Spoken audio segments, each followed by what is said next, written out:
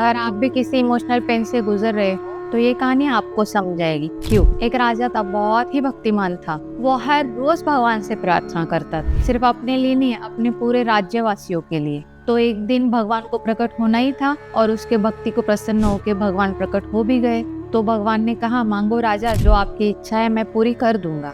तो राजा ने कह दिया, मेरे लोग हैं जो पूरे दुख में और तकलीफ में जी रहे हैं, मैं चाहता हूँ कि आप उन्हें आशीर्वाद दे कि कभी कोई दर्द और पीड़ा महसूस ही ना हो। भगवान ने कहा, तथास्तु। कुछ महीने तक सब कुछ सही था, सब लोग बहुत खुश दिख रहे थे। पर कुछ समय के बाद गांव के वैद्य राजा के पास दौड़ते दौड़ते चले आए और उन्होंने कहा, महाराज, बहुत लोग मर रहे हैं और सभी लोग हमें तब मिलने आते हैं वैद्य जी को जब वो बहुत देर हो चुकी होती है।